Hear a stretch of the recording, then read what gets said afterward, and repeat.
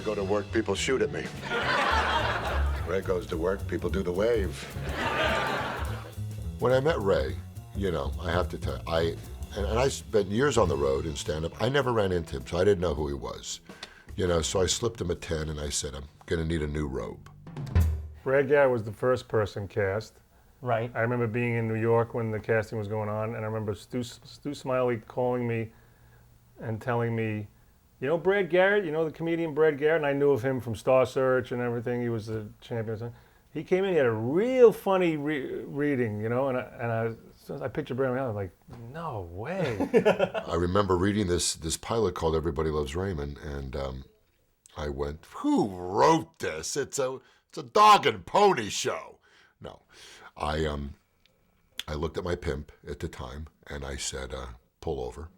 And I said, I think this really is very, very unique writing. And it was the first pilot season that I was getting just a little heat. I just finished a Seinfeld episode where I was really getting some recognition, and I was getting really, for the first time ever, some great stuff sent to me. And there were projects with a lot of big name people in it. And this other project came with this guy named Ray Romano, you know, who, the name, I thought it was, you know, the loofah boy at the Melrose Baths. Who knew Ray? Do we have to bring your brother over? Well, my brother lives with them. He doesn't like staying alone. He's 40, Ray. Well, you know, I read it, and I believe what they were looking for originally, you know, wasn't like, you know, get me a 7-foot Jew. I don't think it started like that. Can you say that on DVD? We pictured a shorter guy because I think Ray's older brother is a little shorter than him, and it just seemed funny to me that, oh, his older brother, shorter, literally looks up to Raymond. Then, you know, this mountain walks into the office, and you think right away, well, that's another way to go, you know, and then he opens his mouth, and we fell over laughing. He's just an imposing physical figure, and next to Ray, just the picture alone seemed to be funny. But he came in, gave a great reading, and I'm not sure who was his champion, but there wasn't a lot of discussion about Brad. It was a pretty unanimous feeling that Brad was the guy to play Robert. You think I'm wasting my life?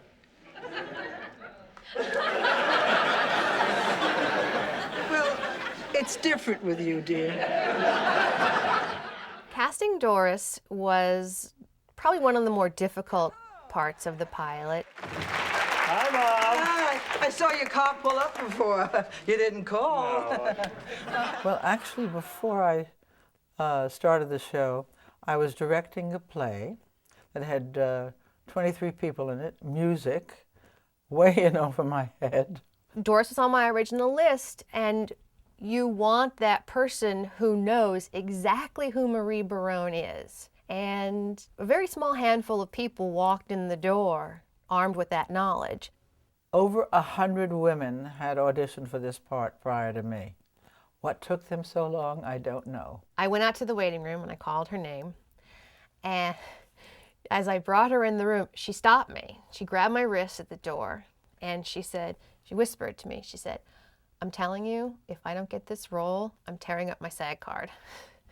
And first of all, the pressure of that was terrifying to me at the time, to be told by this fabulous actress who has worked forever in this business. I mean, she knew she was right for this.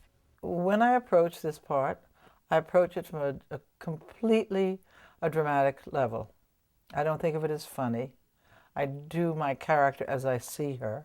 She gets in your hair, she tells you what to do with your life, she does all those terrible things, as all mothers do. But I find that I walk a very thin line, and you can laugh at me. Deborah, I brought you some baking soda for your fridge. I smelled something questionable. From across the street? No, when I was here yesterday. When you finally hear the words said the way they're meant to be said, getting every single joke, and finding jokes that you never knew existed, that part's really exciting. Nobody came close to Doris Roberts. She just knocked it out of the park. Yeah. She read with that Fruit of the Month scene and just was the character. Just was exactly. Nobody ever had a second's thought about not using her. I mean, it was clear. It's nice when that happens because there's no doubt. Peter, it was a tougher, I mean, that was more of a, not a stretch, but I think Peter Boyle was an idea that I came up with, actually. I said, let's go a little bit more off-center, somebody who you wouldn't think of. And frankly, we were pleasantly surprised that an actor of Peter Boyle's caliber would want to do a sitcom. Let me just smell their heads once more. Dad, please, Dad. It's the fountain of youth. I'm sucking in that youth. Dad, I'm begging you. I got a call to come for a meeting at actually at Universal Studios for this pilot. So I decided I'd take my wife and daughters. We were working in this very odd remote office, and at Universal it was very hard to find, and Peter didn't have a pass and he got lost. All the while my wife is saying to me, "Do you know where you're going?" Well, when you don't know where you're going and your wife is saying, "Do you know where you're going?" it makes you snappy. By the time he reached Ray and Phil, he like boomed in the door, with the steam coming out of his ears. I was a little edgy. And I confess, and it's hard to admit this in front of millions of people who are watching this DVD, but I have a temper. I attribute it to my racial heritage. I am an Irish person of Irish descent, and I have a temper, and I snapped a little bit. He scared us both, and we said, okay, you have the part. We weren't going to argue with him. I didn't think it was a major snap, but basically, that's how I got the job.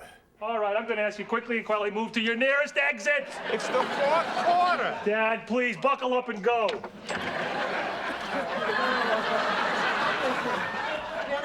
When somebody does you a favor, you're supposed to say thank you.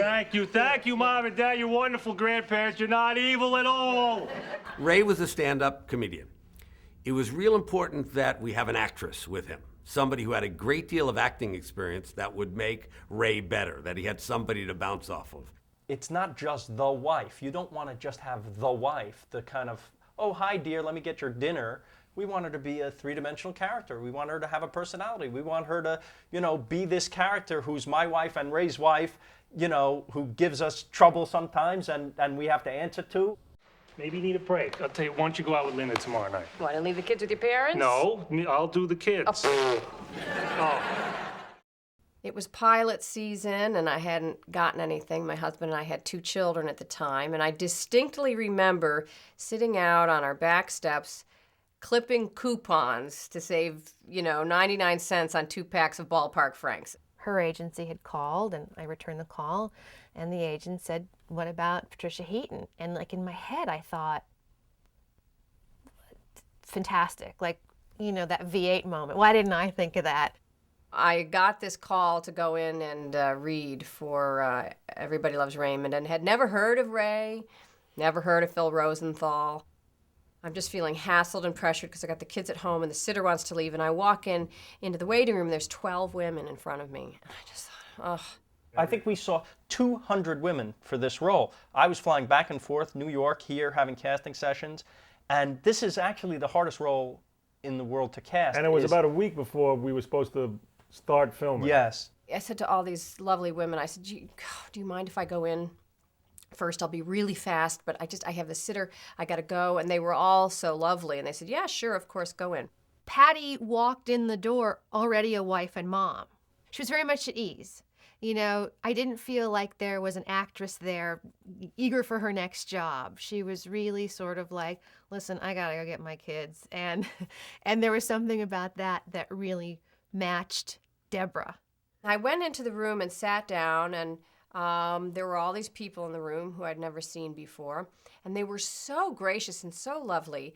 And they said, and of course, this is Ray Romano. And I looked over, and look, we all now know that Ray is a genius and extremely sexually attractive. At that time, it didn't really jump out at me. And so when I looked at him, I just thought, oh, well, better get some more coupons because I'm going to need them. That was one of those, she just comes in and meets, she doesn't have to read with us, right? But she did. But she did read, I know. And she even kissed you. Yes. Which, for Ray, that was like, we have a winner. Cookie? I could have come in and sounded like Marlon Brando, but as long as I kissed him, I would be okay. I would get the job, because apparently nobody else would kiss Ray. No, just wait a second. The scene we were doing called for a kiss. Yes. Each actress, interprets that differently. And most of them they sat on my lap for some kiss and would kiss me on the cheek, and she was the first one to kiss me on the lips. And I said, This girl's easy. hired. She seems easy, let's go. What are you doing here? What are you doing here? We live here. We thought you were in Bear Mountain. Bear Mountain? Who told you that? Raymond!